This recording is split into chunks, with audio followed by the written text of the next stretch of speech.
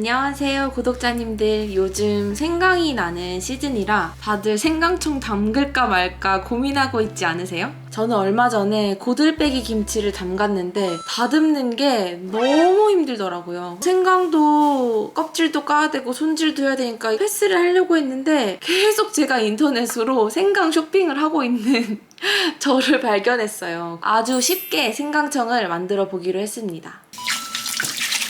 믹서기도 있고 푸드 프로세서도 있고 녹즙기도 있는데요. 녹즙기로 생강청을 만들어 보기로 했어요. 믹서기에 갈면 면포의 즙을 짜줘야 되는데 녹즙기를 사용하면 그 과정이 생략되니까 아주 쉽고 편하게 만들 수 있더라고요. 혹시 집에 잠자고 있는 휴롬이 있다면 깨워서 생강청을 쉽게 한번 만들어 보세요. 또 생강은 껍질이랑 흙을 손질하는 게 시간이 많이 걸리는데 에어 세척된 생강을 샀더니 지금 뭐 별로 손질할 게 없네요. 그냥 구석구석에 끼어있는 모래만 지금처럼 좀 제거해주면 될 것 같아요. 생강청 만드는 거는 끓이는 거랑 안 끓이는 게 있는데 저는 이번에 끓이기로 했습니다.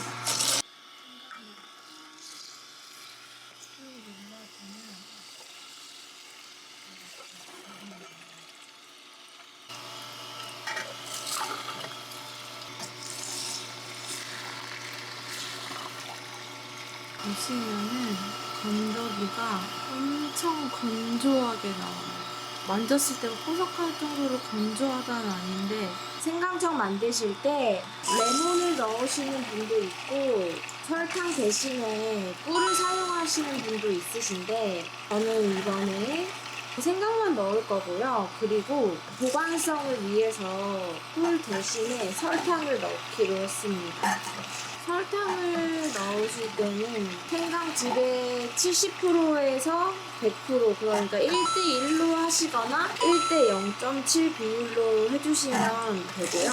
꿀을 넣으실 분들은 생강청을 끓이고 나서 생강청이 조금 식으면 넣어야 꿀에 들어있는 미량 영양소나 효소 같은 것들이 고온에 하게 되거나 죽지 않아서 꼭 식고 나서 넣어주셔야 돼요.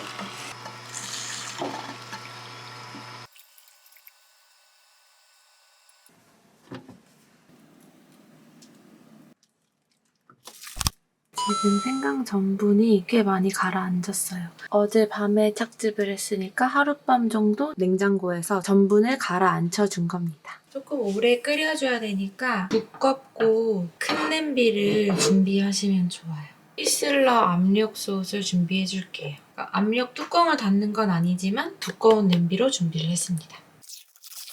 생강 색깔이 샛노랗고 진짜 예쁘네요. 한 컵에 570.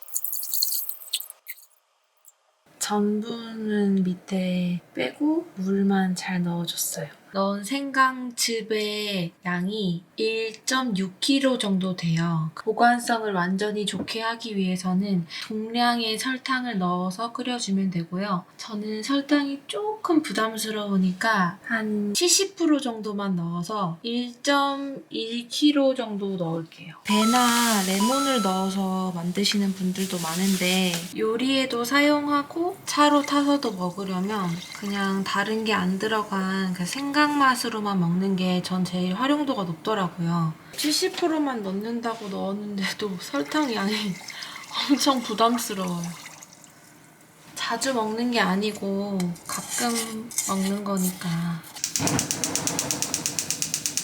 남편이 비염이 있어서 생강청을 먹으면 비염에 좋다고 하더라고요. 맵게만 타주면 안 먹을 것 같으니까 진저라떼를 만들어서 해주려고요. 영상 말미에는 진저라떼 어떻게 만들어서 먹는지도 같이 촬영해볼게요. 전분을 빼내고 생강즙만 이렇게 끓이는 이유는요. 밑에 전분이 있으니까 전분을 이렇게 끓이면 약간 탕수육 소스처럼 걸쭉해지잖아요. 그래서 그거를 방지하기 위해서 계량종 생강을 사용해야 전분의 양이 적고 계량종을 사용하더라도 전분 가라앉혀서 제거해주고 위에 맑은 물만 사용해야 깨끗하고 맑은 생강청을 만들 수 있어요. 바닥에 있는 생강이 다 녹은 것 같으니까 끓여줄게요. 양에 따라 다른데 뭐 10kg씩 하시는 분들은 4시간도 끓이고 그러더라고요. 물을 넣어서 믹서기로 갈아준 게 아니라 녹즙기로 생강 액기스만 뽑아낸 사람들은 그러면 생강물이 줄어드는 거기 때문에 오래 끓일 필요가 없더라고요. 만약에 믹서기에 넣어서 면포에 짜서 만드신 분들은 조금 오래 끓여서 위에 물을 많이 날려주시는 게 좋습니다. 이렇게 지금 중불로 뒀고요. 이렇게 보글보글 끓여서 약불로 맞춰줄게요. 아까 처음에 시작이 여기였는데 꽤 많이 줄어들었어요. 농도는 아직 이렇게 물 같은 정도이지만 처음보다는 농도가 좀 생겼고요. 저는 너무 진하게 오래 졸이진 않을게요. 생강청 위에 살짝 거품이 뜨는 게 있거든요. 그거를 제거해줄게요. 그럼 훨씬 더 깔끔하니까 거품 건지기로 거품을 이렇게 제거해주겠어요. 여기에서 불을 꺼줄게요. 조금 식혀준 다음 병에다가 이렇게 넣어줄 거예요. 유리병 열탕 소독도 깨끗이 해줘야 생강청을 오래오래 보관하고 먹을 수 있기 때문에 열탕 소독도 해주고 있습니다. 계량컵이랑 깔때기도 열탕 소독을 한 상태입니다. 유리병이 300ml인데 부어줄게요.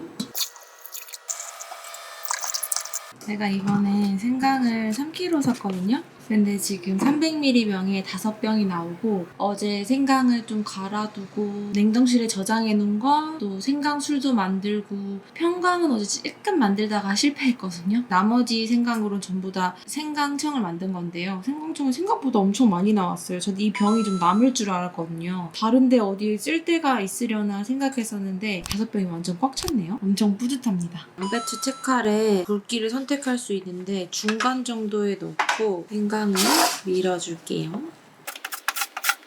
0.2cm 정도로 썰린 것 같아요. 이렇게 해서 원래 제가 이렇게 생강수를 담가놓고 요리에 사용을 하는데 르파르페 용기에 들어있으니까 위생적이지가 않더라고요. 계량 스푼에 따라 내려고 하면 흘리는 경향도 있고요. 숟가락을 담가서 쓰기도 어렵고 따라내기도 좀 어려운. 제가 원래 쓰는 여기 백화수복 안에 생강을 넣어주기로 했어요. 잘 들어가고 잘 나올 수 있는 사이즈로 이렇게 반 접어서 넣어주면 완성입니다.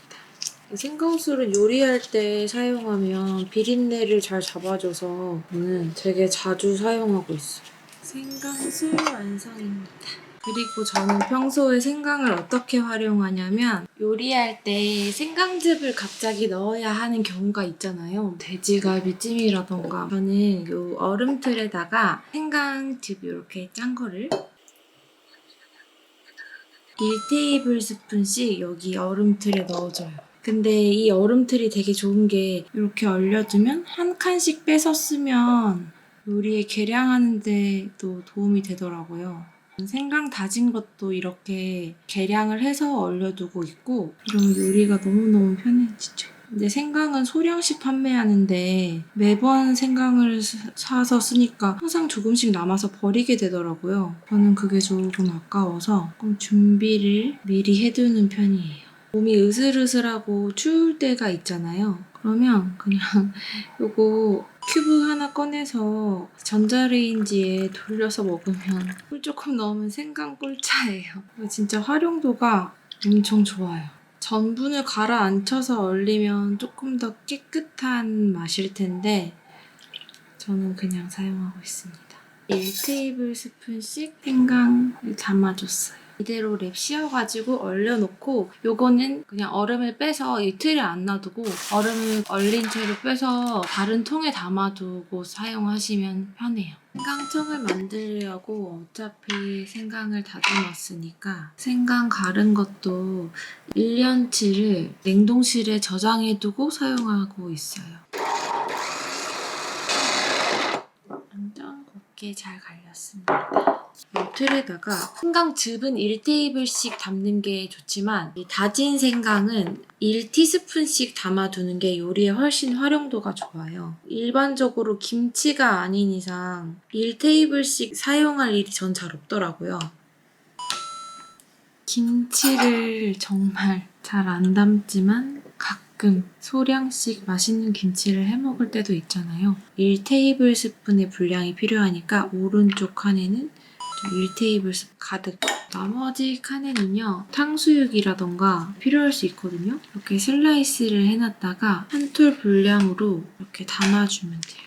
그리고 유산슬 같은 거 할 때는 또 채썬 생강이 필요하잖아요. 제가 며칠 뒤에 또 유산슬을 해먹을 수도 있거든요. 유산슬을 해먹으려면 채썬 생강이 필요하니까 이렇게 채썬 거는 이렇게 담아둬. 사실 이런 게 엄청 자주 쓰이진 않아도 이렇게 해놓으면 생강이 냉장고에 없어서 급하게 필요할 때 너무 좋더라고요. 생강이 자주 쓰이는 식재료는 아닌데 그래서 이게 더욱 이런 밑작업이 필요한 것 같아요. 자, 이렇게 됐어요. 여기는 1티스푼씩 6칸, 그리고 1테이블스푼 김치용으로 2칸, 수육 같은 거 만들 때 편 생강이 필요하니까 그때 2칸. 이렇게 저장을 해놓고 냉동실에 얼려두고 사용하면 정말 편하실 거예요. 이렇게 한번 해보시는 거 추천합니다. 생강물을 가라앉힌 이 전분을 물을 섞어서 물을 따라내주고 밑에 전분을 말려서 저장해둘 거예요. 유리병에 담아둔 거거든요. 탕수육을 많이 해먹는 편인데 이걸 말려서 두면은 탕수육 할 땐 전분가루가 쓰이잖아요. 그럼 잡내도 잡아주고 너무 좋을 것 같아서 남겨두려고요. 여러 번 가라앉혀서 버려주면 이렇게 전분가루가 하얀 게 나오거든요. 다 버리면 너무 아까우니까 구독자님들도 이거 보관해두고 사용하시면 좋을 것 같아요. 제육볶음이나 오징어 볶음, 낙지 볶음 아니면 해물찜 이런 데에 조금씩 넣으셔도 볶음류는 농도가 조금 잡히면 좋잖아요. 그리고 생강이 잡내랑 비린내를 없애주니까 사용해보시면 좋아요. 생강청 한번 만들면서 여러 가지 밑재료들을 만들어서 넣어두니까 요리하는 게 너무너무 편하고 시간이 많이 단축돼서 좋더라고요.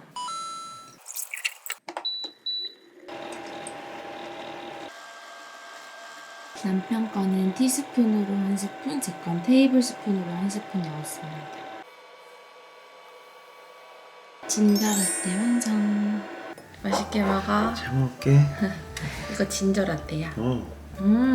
엄청 달콤하고 부드럽고 따뜻하고 좋다. 오늘 영상 재미있게 보셨나요? 오늘은 생강청도 만들고 미리 냉장고에 생강을 다져 놓기도 하고 요리할 때 필요한 생강술도 만들고 생강 전분도 만들어두고 또 생강즙도 짜서 소분해서 얼려뒀는데요. 이렇게 냉장고 살림을 하나하나씩 채워가는 재미가 있는 것 같아요. 또 생강이 이때가 제철이니까 구독자님들께서도 한번 만들어 보세요. 오늘도 영상 시청해주셔서 감사합니다. 오늘도 영상 시청해주셔서 감사합니다. 다음에 또 만나요. 안녕.